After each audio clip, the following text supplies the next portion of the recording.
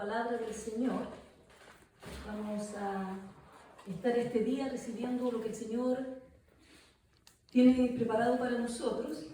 Y dispongamos nuestros corazones, nuestros oídos físicos y espirituales para poder recibir lo que el Señor tiene. Doy un saludo a cada uno de los que está acá presente y a los que van a estar escuchando el mensaje a través del video. En el nombre del Señor Jesús puedan sentirse bienvenidos los que están acá y puedan recibir la bendición de Dios los que están más allá de este lugar. Quisiera comenzar el día de hoy con una historia. Yo sé que a ustedes les gustan las historias. Había un hombre temeroso de Dios, un cristiano como usted y como yo, que un día salió de viaje en un avión. Iba en ese viaje con el fin de avanzar en ciertos proyectos que tenía su empresa. Confiaba que Dios lo protegería. Pero durante el viaje uno de los motores del avión falló y el piloto tuvo que hacer un aterrizaje forzoso en medio del océano. Todos los pasajeros y el piloto murieron, excepto este hombre. Bueno, el hombre logró aferrarse a una caja de madera que lo mantuvo flotando sobre el agua y estuvo muchos días a la deriva hasta que logró llegar a una isla deshabitada. Al llegar a la playa, asustado, cansado, pero vivo, agradeció a Dios por haberlo guardado y guiado hasta ese lugar. Se alimentó de peces, de frutas, de hierbas, de vegetales que encontró a su paso. Consiguió derrumbar algunos árboles y con mucho esfuerzo logró construirse un lugarcito donde poder estar más protegido, lo cual se convirtió para él en su casita. No era un gran refugio para él, pero por lo menos le permitía estar seguro. Estaba hecho con palos y hojas, pero para él era su hogar. Y una vez más agradeció a Dios porque ahora podría dormir tranquilo sin tanto miedo a los animales salvajes de la isla. Así pasaron los días, las semanas y los meses, y nadie llegó a rescatarlo. Y una mañana, mientras pescaba, observó en dirección a su casita y la vio envuelta en llamas. Para él fue algo horrendo, terrible. Se sentó en una piedra y comenzó a llorar en desesperación, con frustración. Lo único que tenía lo había perdido en las llamas. Mientras estaba llorando comenzó a decir: Dios, no sé si a usted le ha pasado algo así. ¿Cómo pudiste dejar que esto me pasara? Lo he perdido todo ya 2 veces y en una casi pierdo la vida. Tú sabes que necesitaba ese lugar para resguardarme y protegerme. Y ahora todo se convirtió en cenizas. ¿Acaso no te importo, Dios? Ya no puedo más. ¿Por qué a mí? ¿Qué hice? En ese mismo instante, una mano se posó sobre su hombro y oyó una voz que le decía: ¡Vamos, hombre! Se dio vuelta para ver quién le estaba hablando y, para sorpresa, junto a él había un marinero uniformado que le decía: ¡Vamos! ¡Vinimos a rescatarte! El hombre extrañado le preguntó: ¿pero cómo supieron que yo estaba acá? Y el marinero le contestó: amigo, vimos tus señales de humo pidiendo socorro. El capitán ordenó que el barco se detuviese y nos mandó en aquel bote para buscarte. El hombre fue llevado al barco y luego a Puerto Seguro, donde volvió a reunirse con su familia y tuvo la oportunidad de volver a empezar. ¿Cuántas veces nuestro avión se cae, figurativamente hablando, y lo perdemos todo o a todos alrededor nuestro?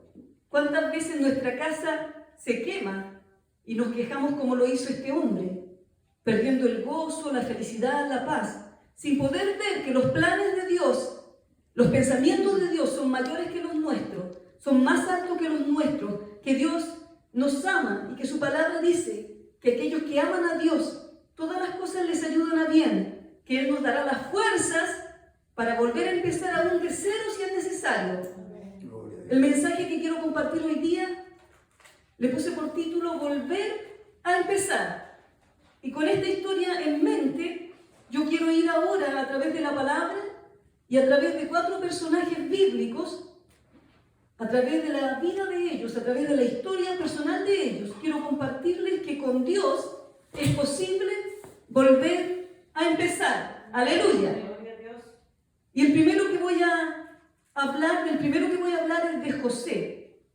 Todos nosotros conocemos la historia de José. Fue una historia bien dura, bien amarga, bien sacrificada. José fue el hijo de Jacob, Jacob hijo de Isaac, Isaac hijo de Abraham. Y todos ellos nosotros los conocemos en la Biblia, son los patriarcas, los padres del pueblo israelita.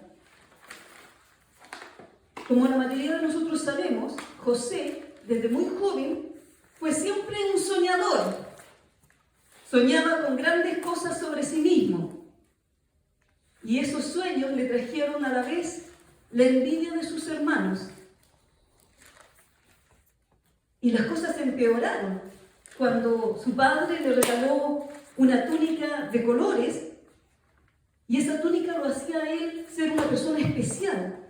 Era como que él estaba siendo nombrado el administrador de todos los bienes de la familia debido a la sabiduría que él tenía. Esto causó más la ira de sus 10 hermanos mayores, así que sus hermanos idearon cómo deshacerse de él. Y en ese plan, ellos lo vendieron como esclavos.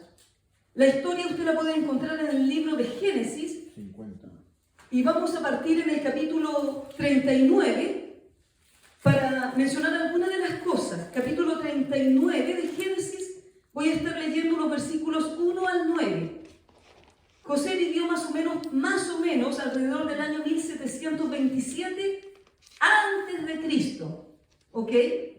Entonces dice la palabra de Dios, Génesis 39, versículo 1 en adelante: llevado pues José a Egipto, ya sus hermanos lo habían vendido, Potifar, oficial de Faraón, capitán de la guardia, varón egipcio, lo compró de los ismaelitas que lo habían llevado allá.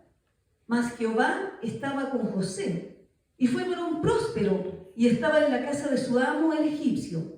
Y vio su amo que Jehová estaba con él, y que todo lo que él hacía, Jehová lo hacía prosperar en su mano. Hacía yo José gracia en sus ojos, y le servía. Y él le hizo mayordomo de su casa, y entregó en su poder todo lo que tenía. Y aconteció que desde cuando le dio el encargo de su casa y de todo lo que tenía, Jehová bendijo la casa del egipcio a causa de José, y la bendición de Jehová estaba sobre todo lo que tenía, así en casa como en el campo. Y dejó todo lo que tenía en manos de José, y con él no se preocupaba de cosa alguna, sino del pan que comía, y era José de hermoso semblante y bella presencia, así como muchos de los varones que están aquí, bueno, para ser exacta, así como todos los varones que están aquí hoy en día. Amén. Gracias. Pero quiero enfatizar que su aflicción, la aflicción de José, que comenzó con la envidia de sus hermanos y luego cuando ellos lo vendieron como esclavos, y cuando él llegó a Egipto, había momentos que parecía como que la aflicción se acababa y empezaba a salir un poquitito otra vez a flote. Pero volvían otra vez a sucederle cosas y cada cosa que le sucedía era un poquito más grande que la anterior. Cada cosa era un poquito más terrible que la anterior. Y resulta que por ser él un joven buen mozo, guapo, como dicen por ahí en algunos países, la mujer de este hombre que lo había comprado, Potifar, fijó, dice la palabra, los ojos en él. Versículo 7. Aconteció después de esto que la mujer de su amo puso sus ojos en José y dijo: duerme conmigo. Y él no quiso, y dijo a la mujer de su amo: he aquí que mi señor no se preocupa conmigo de lo que hay en casa, y ha puesto en mi mano todo lo que tiene. No hay otro mayor que yo en esta casa, y ninguna cosa le ha reservado sino a ti, por cuanto tú eres su mujer. ¿Cómo pues haría yo este grande mal y pecaría contra Dios? Fíjese la visión y los principios de vida que tenía este joven. No solamente él ni siquiera dice cómo voy a pecar contra Potifar, sino que cómo pecaría yo contra Dios. Porque al final, hermanos, todo pecado es contra Dios. Amén, así es. Entonces José fue pasando de un momento de aflicción a otro. A causa de esto, Potifar lo puso en la cárcel con los presos del rey. Él ya una vez había sido vendido por sus hermanos como esclavo, tuvo que ir a otro lugar con otra lengua que él no conocía y comenzar desde lo más bajo. Pero la mano de Dios estaba sobre él y Dios le bendecía. Y ahora que parecía que todo estaba yendo bien otra vez, que estaba pudiendo respirar un poco, así como el hombre en la isla, otra vez sucede una cosa injusta y él es puesto en la cárcel injustamente. Versículo 20-21 del mismo capítulo 39 de Génesis dice: y tomó su amo a José y lo puso en la cárcel donde estaban los presos del rey, y estuvo allí en la cárcel. Usted sabe lo que es estar en la cárcel, ¿no es cierto? Aunque no lo haya estado físicamente, usted entiende que es estar privado de la libertad. Usted no puede hacer lo que usted quiere. Pero vea el versículo 21. Pero Jehová estaba con José y le extendió su misericordia y le dio gracia a los ojos del jefe de la cárcel. Y el jefe de la cárcel entregó en manos de José el cuidado de todos los presos que había en aquella prisión. Todo lo que se hacía allí, él lo hacía. No necesitaba atender el jefe de la cárcel cosa alguna de las que estaban al cuidado de José, porque Jehová estaba con él y lo que él hacía, Jehová lo prosperaba. Entonces José allí en la cárcel, otra vez en medio de su dolor, el Señor lo comenzó a levantar.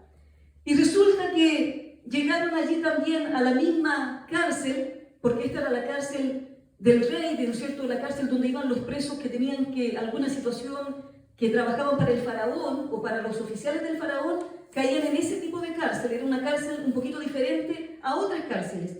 Estando José en la cárcel, llegaron allí el copero y el panadero de faraón, y estos tuvieron un sueño, y José les interpretó los sueños. Usted lo puede leer en Génesis 40 en su casa. Interpretó los sueños de estas dos personas con certeza. Cada cosa que él les dijo se cumplió. Y en medio de eso José le pide, ¿no es cierto?, al copero que cuando él sea restaurado su posición, por favor se acuerde de él. Génesis 40, versículos 14 y 15, dice así: acuérdate pues de mí cuando tengas ese bien, y te ruego que uses conmigo de misericordia, y hagas mención de mí a Faraón, y me saques de esta casa, porque fui hurtado de la tierra de los hebreos, y tampoco he hecho aquí por qué me pusieran en la cárcel.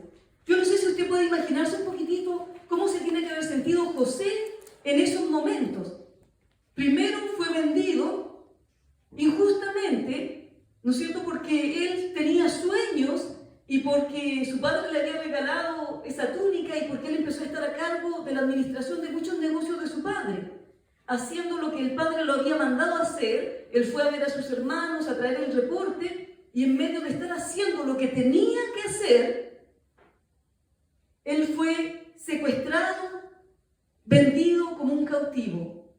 Y ahora, él estando en la casa de Potifar, haciendo lo correcto, no pecando, manteniéndose puro, fue otra vez acusado injustamente y puesto en la cárcel.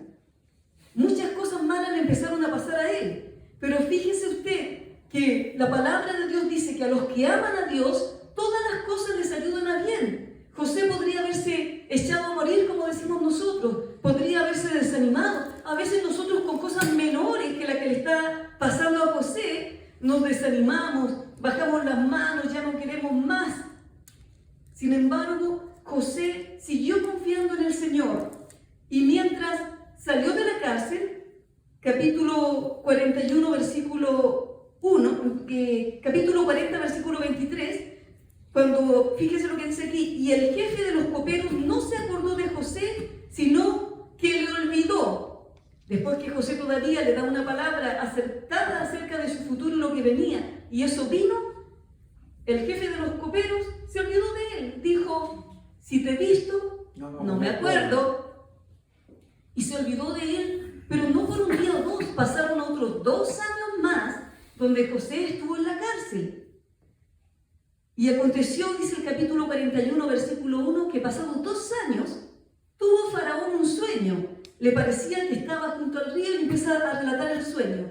Y cuando Faraón tuvo este sueño, él no podía tener interpretación, ni nadie de los que trabajaba para Faraón tenía la interpretación. En ese momento, después de 2 años, el copero se acordó de José y le dijo a Faraón: cuando yo caí en la cárcel había un hombre que me interpretó, un hebreo que me interpretó los sueños a mí y al panadero, y la interpretación fue correcta. Entonces Faraón mandó a sacarlo y lo arreglaron a José, ¿no es cierto? Lo vistieron bien, lo afeitaron y lo llevaron a la presencia del Faraón. Él llegó a la presencia del Faraón siendo todavía un esclavo. Él despertó ese día en la mañana, era un esclavo, era un preso.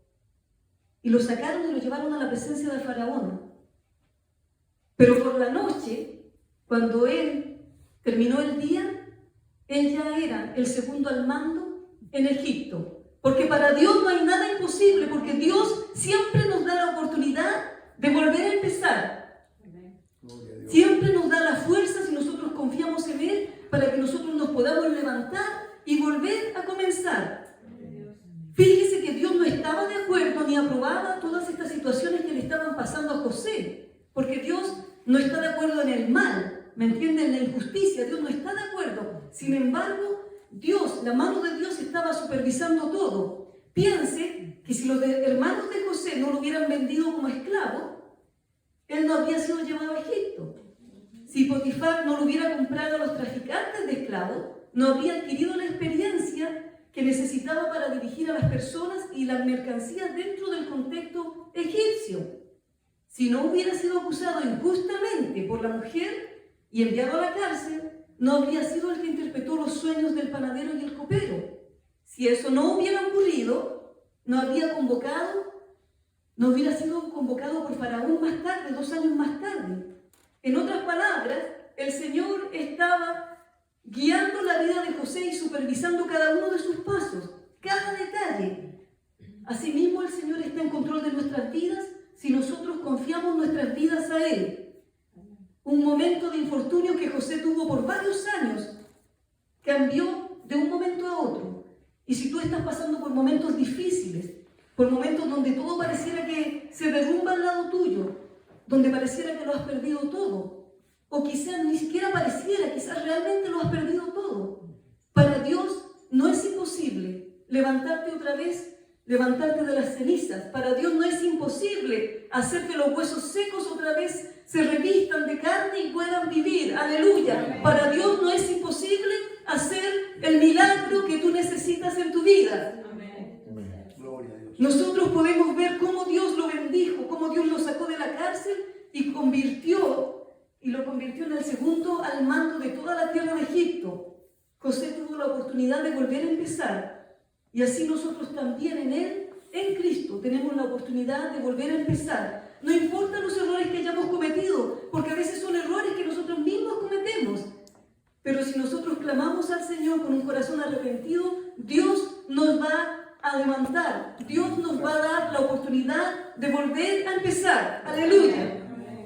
El otro personaje con el que quiero enfatizar este mismo principio de idea es a través de Moisés. Moisés, todos también conocemos muy bien la historia de Moisés. Se han hecho muchas películas acerca de este personaje. Él vivió más o menos en el año 1571 a.C.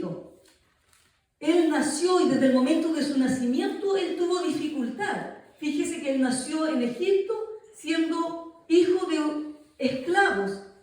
Y el faraón, al ver que habían muchos niños que estaban naciendo los hebreos, tuvo miedo de los hebreos y mandó matar a todos los niños varones. Entonces él nació y ya nació con una sentencia de muerte. No importa cómo nosotros hayamos nacido, no importa cómo nosotros habíamos tenido nuestros primeros años de vida, no importa las dificultades que hayamos tenido, pero quiero decirte que Dios tiene poder sobre nuestras vidas. Amén.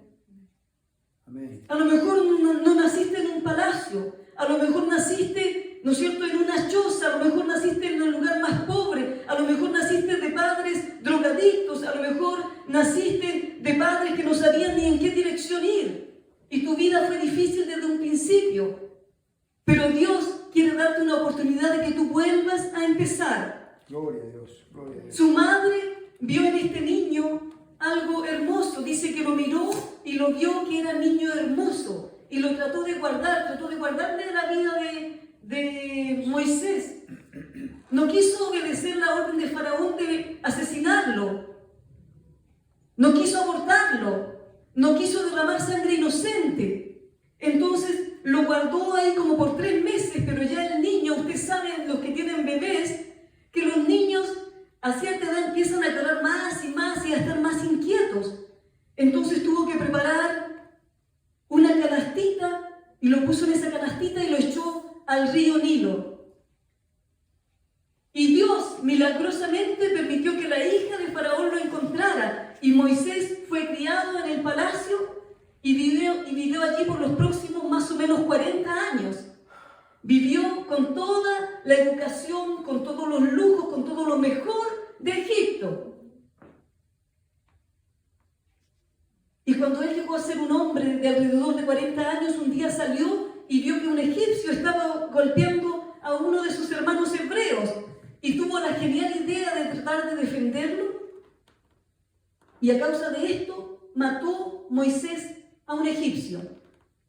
Él pensó que sus hermanos iban a entender que Dios lo había puesto a él, que Dios tenía un plan con él para libertarlo, pero no lo entendieron. Y es más, lo acusaron, hablaron mal de él. ¿Y qué pasó? Éxodo capítulo 2, versículo 15, nos dice que él tuvo que salir huyendo de ese lugar. Oyendo Faraón, Éxodo 2:15, oyendo Faraón acerca de este hecho, procuró matar a Moisés. Pero Moisés huyó de delante de Faraón y habitó en la tierra de Madián. Moisés tuvo que salir huyendo. Parecía que todos sus planes, todos sus sueños, todos sus anhelos se habían acabado de un momento a otro. Pasó de ser un príncipe a ser una persona que no tenía nada en el desierto. Y el Señor allí lo tuvo por 40 años. Y durante esos 40 años, él tuvo que aprender de la nada a ser un pastor de ovejas. Pero Dios tenía un plan. Dice la palabra del Señor que para los egipcios los pastores eran algo abominable. Los egipcios a los pastores no los miraban muy bien. Pastores de ovejas. Y el Señor lo hizo a Moisés un algo abominable para los egipcios, lugar donde él se había criado, donde él había recibido su educación, su enseñanza, y ahora él era nada. Fíjese que él pasó 40 años en el palacio creyendo que era algo.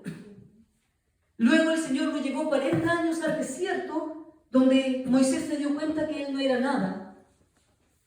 Pero al terminar esos 40 años el Señor lo llama y le dice: quiero que vuelvas a empezar. Aleluya. Dios no había terminado con Moisés. Dios no ha terminado con tu vida ni con la mía. Dios hizo de Moisés un instrumento para libertar a los israelitas de Egipto, de la cautividad. Dios dio a Moisés poder para hacer grandes milagros. Cada milagro trajo un desastre sobre los egipcios y sobre la confianza que ellos tenían en sus dioses paganos. Cada una de las 10 plagas mencionadas en el Éxodo son plagas que apuntan a destruir la confianza que los egipcios tenían en sus dioses. Y bajo la dirección de Dios, Moisés pudo volver a empezar. Pudo volver a empezar y a cumplir el propósito de Dios. Sus últimos 40 años los pasó creyendo en ese Dios que todo lo puede hacer, en ese Dios que da la capacidad, que da el poder de que nosotros volvamos a empezar en Él. ¡Aleluya! Gracias, Señor. Pero usted dirá, está hablando, hermana, solamente de hombres. Ahora voy a mencionar a una mujer, Noemí. No sé cuántos conocen la historia de Noemí. Pero si usted no la conoce, la puede leer más tarde en el libro de Ruth. Ruth solamente tiene 4 capítulos. Es un libro bastante cortito que usted puede leer de una sentada. Amén. Amén. Esta mujer, Noemí, vivió más o menos en el tiempo de lo que habla la Biblia de los jueces. Un tiempo donde en Israel hubo mucho desorden, donde cada uno hacía lo que bien le parecía hacer esto, no preguntaba a nadie, lo hacía lo que bien le parecía, lo que se le venía a su mente a hacer. Era un tiempo muy difícil de pecado, de juicio, de clamar a Dios, de la misericordia de Dios. Y en ese tiempo, en medio de ese tiempo, encontramos esta maravillosa historia que nos habla de Noemí. Noemí era una mujer de Belén. Su nombre significa mi gozo, mi dicha, placentera, agradable al Señor. Era una mujer del pueblo de Dios, era una mujer de fe. En Belén, y Belén significa casa de pan, comenzó un hambre terrible, a tal punto que el esposo de Noemí tuvo que tomar la decisión de salir de Belén y movió a su familia, a su esposa Noemí y a sus 2 hijos, probablemente pequeños en ese momento, fuera de las fronteras de Belén. Los llevó a Moab. Moab era un pueblo, era un lugar de gente pagana, no era el pueblo de Dios, no era parte del pueblo de Dios. Pero allá al parecer había trabajo, había abundancia de trabajo, había abundancia de víveres. Así que salió Elimelech con su mujer Noemí y sus 2 hijos. Y al cabo de un tiempo, mientras trabajaban allí y vivían ahí, probablemente aprendían el idioma, Elimelech, el esposo de Noemí, se muere. ¿Se imaginan? Noemí quedó viuda en una tierra extranjera, con 2 hijos y teniendo que afrontar las responsabilidades de la vida. Yo no sé si usted logra imaginarse cuánto sufrimiento debe haber tenido esta mujer. Primero ella tuvo que dejar su tierra, sus familiares, sus amistades para salir y poder buscar un porvenir en otro lugar junto a su familia. Y ahora, estando en ese otro lugar, su esposo muere. Y nosotros podríamos pensar, bueno, los hijos la iban a ayudar, pero sus hijos crecieron y se casaron con 2 mujeres moabitas, mujeres con las que Dios tenía prohibido que se casaran los de su pueblo, gente que era pagana. Así que eso trajo más dolor, más sufrimiento sobre el corazón de esta mujer, de esta madre Noemí. Pero Noemí, a pesar de todo, mantuvo una actitud amable con sus nueras. Podríamos especular aquí que quizás a través de su conducta y de su vida, tratar de alcanzar a esas mujeres y que ellas pudieran conocer al Dios verdadero al que Noemí servía.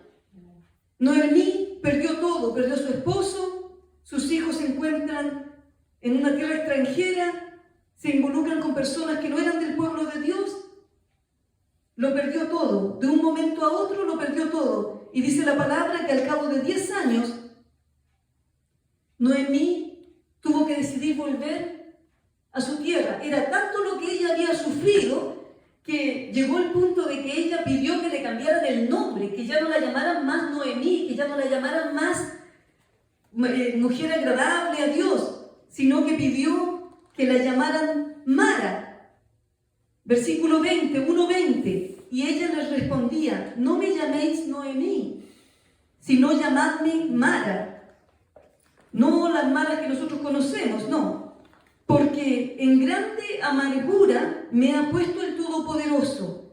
Mara significa amarga. Ella de ser su nombre significar gozo, alegría, dicha, agradable al Señor, ahora ella quería que le llamaran Mara, que le llamaran amarga, amargura. Nosotros tenemos que tener cuidado cuando estamos pasando situaciones difíciles, lo que nosotros hablamos de nosotros mismos, lo que nosotros hablamos de otros.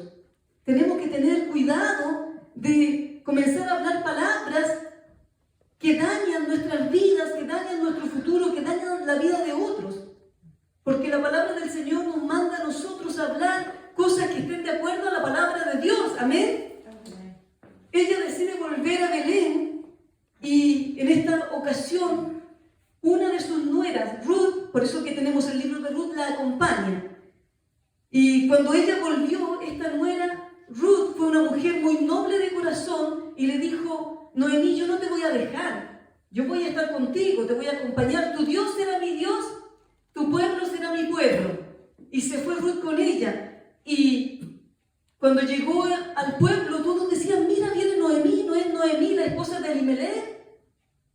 Y ella venía acá con su cabeza baja, frustrada, desesperada, angustiada, descorazonada, había perdido todo.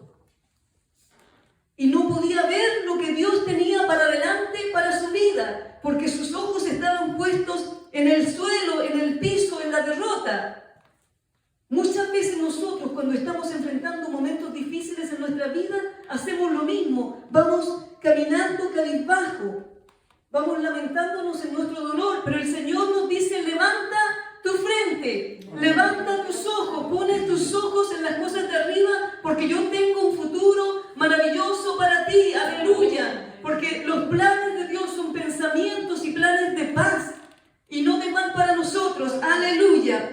Y ella aconsejó a su nuera, o ex nuera, porque ya había muerto, ¿no es cierto?, su hijo, le aconsejó ciertas cosas para que esa nuera pudiera vivir feliz, para que esa nuera pudiera volver a casarse, para que esa nuera pudiera tener paz en su vida y pudiera tener un futuro tranquilo.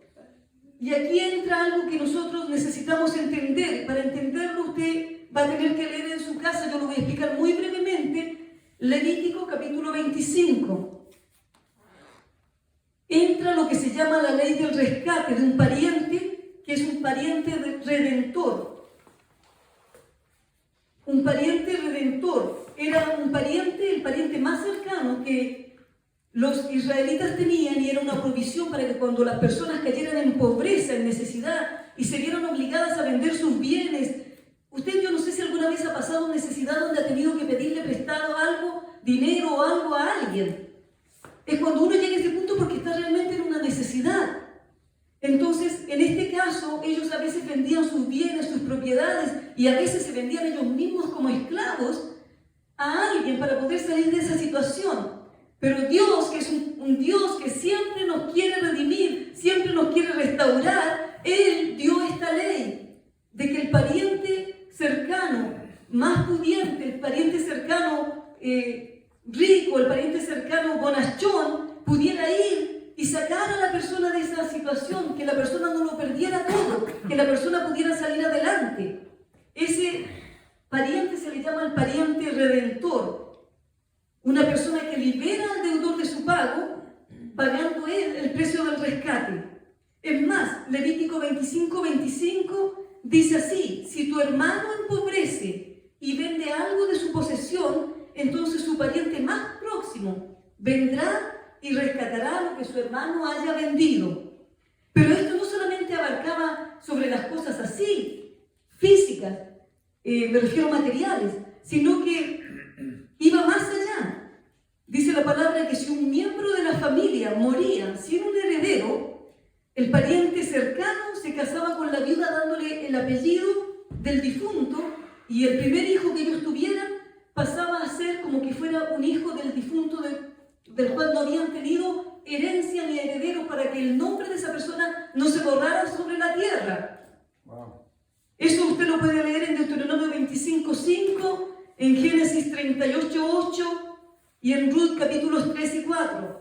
Entonces, Noemí, habiendo llegado allá, solamente con su nuera, o su ex nuera, la hija, que era la esposa de su hijo, le aconsejó a esta mujer, porque era más joven, que ella fuera a trabajar al campo y que ella pudiera buscar que el pariente cercano la pudiera redimir. Allí es donde aparece Booz en escena, Booz, B larga O-O-Z, y aunque este hombre no era un joven, sino que ya era un hombre un poco más mayor, todavía conservaba fuerzas, energías y ganas de trabajar frente a los segadores de su campo. Él tenía una buena posición económica. Y este hombre, este redentor, le ofrece matrimonio a Ruth. Y él hace el rescate. Se casaron, se celebraron las bodas, y Ruth entra en en la vida de Israel. Recuerde que Ruth era una mujer moabita. Ruth era una mujer que no era del pueblo de Dios, pero como tuvo un corazón noble, que se convirtió al Señor, le dijo: tu pueblo será mi pueblo, le dijo a su suegra, y tu Dios será mi Dios. Es decir, ella dejó todo lo que ella tenía, todos sus dioses paganos, para seguir al Señor.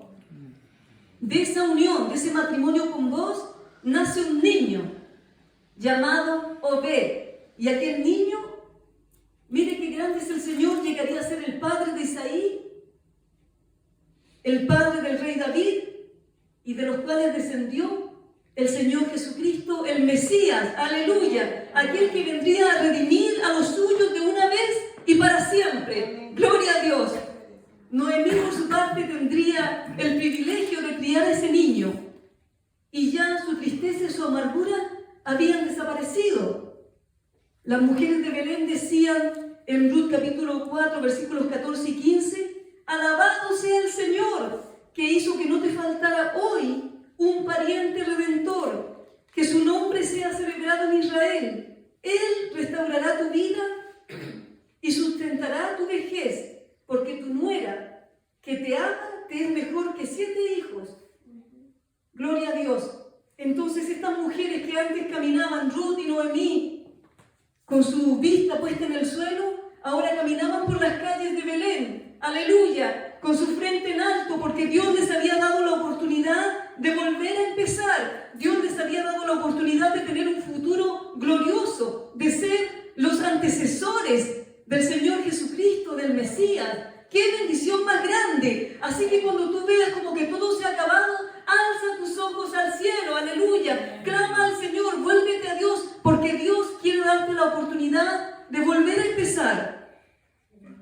Gloria, gloria, gloria. La vida de Noemí nos enseña cómo los planes de Dios van más allá de lo que nosotros mismos podemos entender, y cómo, a pesar de las circunstancias difíciles que a veces nos suceden en esta vida, porque si alguien le dijo que usted iba a venir al Evangelio y que todo le iba a ir color de rosas, no le dijeron el verdadero Evangelio, porque el Señor Jesucristo dijo: en el mundo tendréis aflicción, pero confiad, yo he vencido al mundo. Amén. La vida de Noemí pasó de la amargura a la esperanza, porque pudo confiar en Dios para volver a empezar. Aleluya. Gloria a Dios, gloria.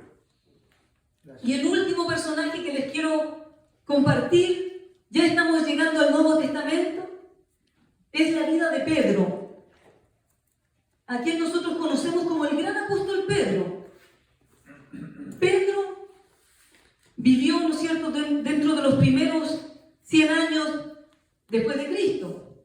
Por ahí, por el año 30, él tendría ya sus 30 años, 40 años, o por allí. Pedro no era un hombre estudiado, no era un hombre que tenía tantas letras. Era un pescador, quizás sin mucho estudio. Dice Hechos capítulo 4, versículo 13, mire cómo se referían a Pedro. Entonces, viendo el denuedo de Pedro y Juan, y sabiendo que eran hombres sin letras y del vulgo, se maravillaban y les reconocían que habían estado con Jesús. Y entonces lo miraban y veían que eran una persona que no tenía mucho estudio, que era, ¿no es cierto?, ahí del común y corriente de la gente. Sin embargo, él, cuando comenzó a hablar bajo la unción del Espíritu Santo de Dios, la gente se asombraba como él hablaba. Pedro cometió muchos errores en su vida. Por ejemplo, no sé si usted recuerda, usted lo puede leer en su casa, Mateo capítulo 14. Pedro dudó cuando el Señor le dio la palabra de que caminara él sobre las aguas. Pedro salió entusiasmado en primer momento, ¿no es cierto?, con mucho ánimo, con mucho entusiasmo, y comenzó a caminar sobre las aguas, pero de repente él dudó. Le faltó la fe y comenzó a hundirse. El Señor le dijo: hombre de poca fe, ¿por qué dudaste? Pedro cometió muchos errores. Es más, a veces él, por su ser tan impulsivo, hablaba de más. Decía cosas que no tenía que decir. Yo sé que a ustedes no les pasa esto. Es más, llegó un quítate, apártate de mí, Satanás. ¿Se imagina? El Señor le tuvo que decir así. Mateo capítulo 16, versículo 23 dice, pero él volviéndose dijo a Pedro, quítate delante de mí, Satanás. Porque con las buenas intenciones y el entusiasmo, ¿no es cierto?, y el ímpetu que tenía Pedro, estaba haciendo tropiezo al propósito de Dios. Sí. Me eres tropiezo, porque no pones la mira en las cosas de Dios, sino en la de los hombres. ¿Dónde está nuestra mira? ¿En las cosas de Dios o en la de los hombres? Luego Pedro negó 3 veces al Señor. Pedro, que había sido uno de los que había estado con el Señor casi por 3 años y medio, día y noche al lado del Señor, recibiendo las enseñanzas del Señor, conociendo el corazón del Señor. Es más, Pedro era del grupo de amigos muy íntimos del Señor. Era del grupo de los 3 que andaban siempre al lado del Señor en todo. Pero llegó un momento donde Pedro se confió mucho en sí mismo. Y hay un peligro en confiarse en uno mismo y no depender de Dios.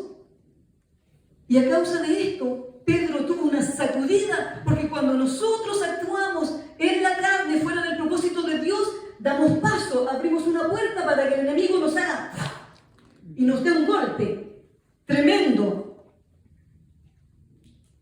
Y el Señor le dice, ¿tú me vas a negar? Y él le dice, no, Señor, tú estás equivocado, tú no sabes lo que hablas, yo no te voy a negar. Usted lo puede leer en su casa, Lucas capítulo 22, versículo 34, versículos 54 al 62, Lucas capítulo 22. Y Pedro negó al Señor 3 veces, ese que había estado con el Señor, ese que había conocido al Señor, ese que había conocido los secretos más íntimos del Señor. En el momento que el Señor lo necesitaba, Pedro lo niega. Y no una vez, sino 3 veces. ¿Quién podría imaginar que ese Pedro, que había traicionado al Señor, ese Pedro que había dudado muchas veces, ese Pedro que se había opuesto al Señor, podría ser usado por el Señor como un líder de la iglesia naciente? Pero Pedro tuvo la oportunidad de volver a empezar. ¡Gloria a Dios! Y el Señor es un Dios de nuevas oportunidades. Dios siempre nos da las oportunidades para que nosotros volvamos a empezar. Él siempre abre una puerta enfrente de nosotros para que nosotros miremos las oportunidades y pasemos por ella. ¡Aleluya! Para que nosotros olvidemos el pasado, para que nosotros dejemos atrás nuestros errores, nuestras fallas, nuestras traiciones, las cosas que hemos hecho fuera de la voluntad de Dios, las cosas que otros nos han hecho, y caminemos hacia adelante, hacia el propósito de Dios. ¡Aleluya! Amén. No nos quedemos en el pasado. Pedro, arrepentido en su corazón, se volvió al Señor. ¡Aleluya! Y la palabra nos dice que en su primera predicación 3,000 personas se convirtieron a Cristo. ¡Aleluya! En su segunda predicación 5,000 personas se convirtieron a Cristo. ¡Aleluya! Era tanto el poder de Dios sobre la vida de Pedro que dice Hechos capítulo 5 versículos 15 y 16, tanto que sacaban los enfermos a las calles y los ponían en camas y lechos para que al pasar Pedro, a lo menos su sombra cayese sobre alguno de ellos. ¡Aleluya! Y aún de las ciudades vecinas, muchos venían a Jerusalén trayendo enfermos y atormentados de espíritus inmundos, y todos eran sanados. ¡Aleluya! Dios puede hacer grandes cosas con tu vida. Dios puede cambiar lo que tú estás viviendo ahora. En un momento, de un momento a otro, tú puedes volver a empezar. Tú puedes salir de la cárcel espiritual, de la cautividad del pecado, y tú puedes ir a vivir, aleluya, como un príncipe, una princesa de Dios en el palacio, gozando de las bendiciones de Dios. Dios es un Dios de nuevas oportunidades, de nuevos comienzos. Nunca es tarde para volver a empezar. Nunca es tarde, aunque hayas cometido errores en tu vida, aunque hayas caído, aunque lo hayas perdido todo. Mientras hay vida, hay esperanza para volver a empezar. Cuando falles o cuando las cosas no salen conforme a tus planes, no te mires a ti mismo como un fracaso.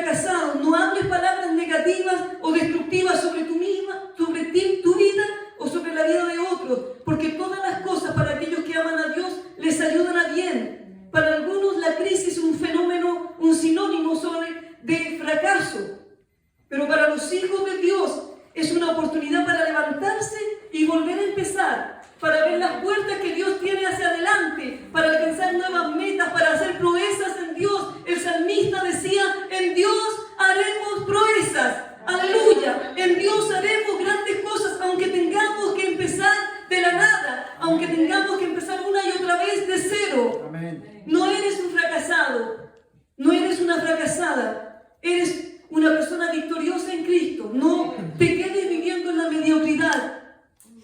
Mira al Señor, levántate, así como lo hizo Moisés, así como lo hizo José, así como lo hizo Noemí, aleluya, y así como lo hizo Pedro. La victoria de un hijo de Dios no depende de las circunstancias, sino de saber que Dios está a su lado en todo momento, que Él dijo, no te dejaré ni te desampararé. Así que podemos decir confiadamente, el Señor es mi ayudador. Amén. El mensaje que Dios quiere traerte en esta mañana a tu corazón es un desafío para que tú te levantes en el reino de Dios, en el propósito de Dios para tu vida y vuelvas a empezar. Amén. Amén. Les invito a ponerse en pie. El salmista decía en el Salmo 18, con mi Dios yo asaltaré los muros, con mi Dios ejército derribaré. Con tu fuerza, Señor, yo puedo aplastar un ejército. Con mi Dios puedo escalar cualquier muro, cualquier obstáculo, cualquier situación que se me presente. Con el Señor nosotros somos más que vencedores. Aleluya, gloria a Dios.